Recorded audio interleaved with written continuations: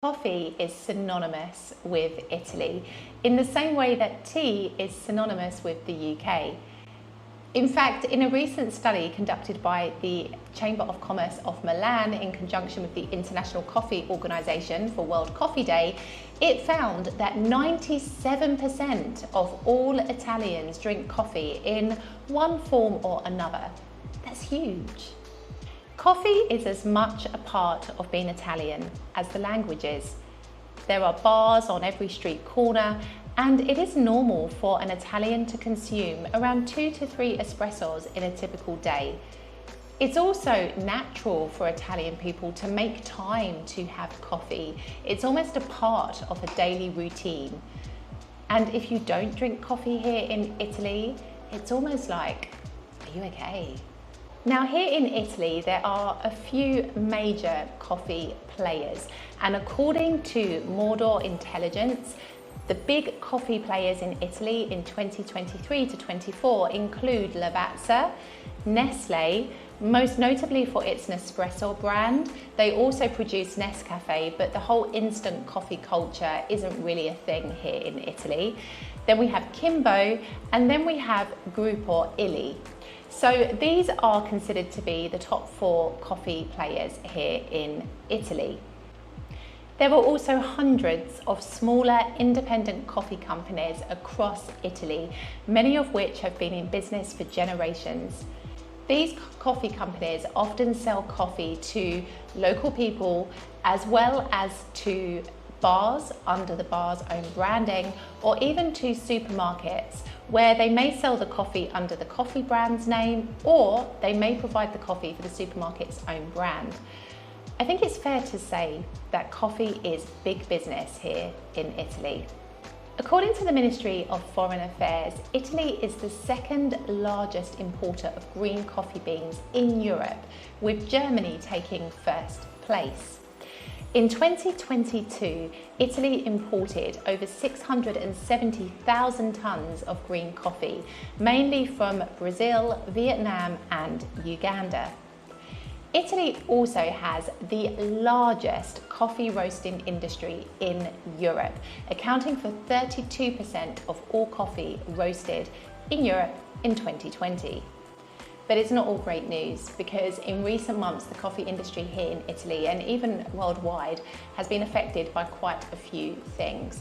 First and foremost is, of course, the attacks by Houthi rebels on cargo ships in the Red Sea heading towards the Suez Canal. Now, the Suez Canal is the primary shipping route for importing coffee into Europe from Southeast Asia, and as a result, deliveries of coffee into Italy were heavily disrupted, and to the point where even smaller coffee companies started to run out of coffee and had to try to seek it from existing producers already here in Italy. So it actually became a huge problem, with deliveries becoming ever more intermittent. Tied into that though is that cargo ships are now taking the longer route around the bottom of Africa to avoid these potential attacks, which has meant that shipping costs are higher and of course delivery times even longer. There have also been some major problems concerning the climate in both Vietnam and Brazil. Now, these countries are the leading producers of Robusta beans, which are used in espresso coffee. And essentially, both of these countries have had climate challenges impacting their harvests and supply. In fact, it has even been reported that Vietnamese farmers are holding onto their coffee beans because they expect higher prices, and this is further limiting the supply and distribution of them. It is actually forecast that there is now a 20% decline in Vietnam's coffee exports compared to previous years. There has also been a little bit of an uprising among coffee pickers in some of these countries who are demanding higher pay and better working conditions. Now, what this has meant is that coffee farmers themselves are now being forced to adhere to these conditions, which of course is going to have a knock-on effect when it comes to the price that they charge for their coffee beans. Not to mention the fact that we also have some new EU regulations coming into effect from the beginning of next year, which essentially bans the import of coffee along with 6 other commodities from deforested areas. So of course, this is going to end up pushing up coffee prices even further. Now, when it comes to this particular regulation, it requires food companies in Italy and in Europe in general to precisely geolocate where their produce has come from. So essentially, this is a really big deal. And in a recent interview with Giuseppe Lavazza, who is of course the founder of the Lavazza Coffee Company here in Italy, he stated that only 20% of coffee farmers are actually ready for these new regulations, and Brazil is currently the only country that is currently prepared to implement them.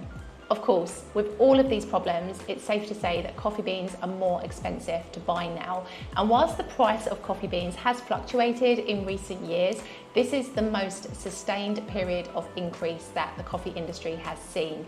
And it does now mean that actually payment terms, even for smaller independent coffee companies, have changed. So whereby these companies might have benefited in the past from longer payment terms for their orders of coffee, now payment is being expected at the time of order, which for smaller companies in particular, this is definitely impacting their bottom line. Not to mention, of course, the fact that coffee prices are also impacting you and us, the consumers. Coffee prices globally have been increasing on the back of all of these problems that I've been speaking about today. In fact, coffee prices are now at a 15-year high. In the same interview that Giuseppe Lavazza gave to the Financial Times, he reiterated this increase and stated that he expects prices to continue to spiral into 2025. In fact, if I think about the cost of coffee here in Italy, it's even increased in my memory since 2018. So when I arrived here, the cost of an espresso in a normal bar, so not in a tourist destination, but in a typical Italian bar in a normal neighborhood, the cost of an espresso used to be 80 cents. Now it is €1.20, and it's fully expected to continue to increase.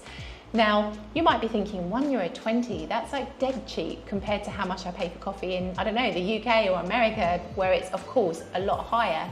But remember, everything is relative. And please remember that this 80 cents cost was like that for many, many, many years. And so this kind of increase is actually being felt by people living here.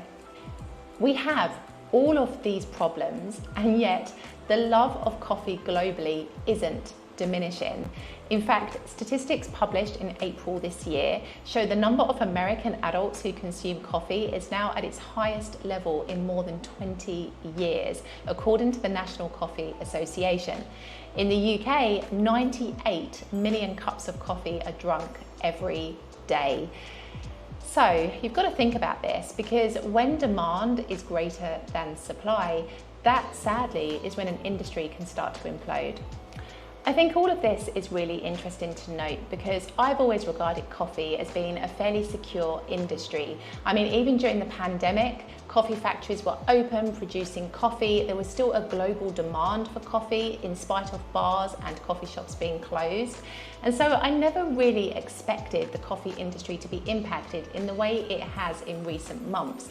And all of this just goes to show that actually it's quite a vulnerable industry, and it depends a lot on external factors and on things working in order for it to do well. So what's the outlook? How do things look for the coffee industry here in Italy? Well, in my personal opinion, I think that the larger coffee companies are going to be able to ride the storm, purely because they have the resources and infrastructure to be able to manage fluctuations in price and periods of time maybe without their normal levels of coffee. I think the biggest people to be impacted by these problems are going to be the smaller independent coffee companies, who don't necessarily have the resources to continue trading as normal during this period, and also being able to fulfill contractual orders with shops and supermarkets, which, you know, is going to start to cause a problem if producers are not able to meet those demands. So I think it's going to be the smaller companies that are going to be impacted the most by all of these problems. I think as well, regarding the coffee industry, people are going to have to start thinking differently, especially here in Italy. I will say that bar a few companies who are starting to approach things from a more innovative perspective, a lot of the way that coffee is produced here and roasted here in Italy is very traditional. Now, with tradition, there comes this kind of warm, rose-tinted kind of feeling with it. Like, we feel like, you know, there is experience, it's going to be great, you know, it's traditional.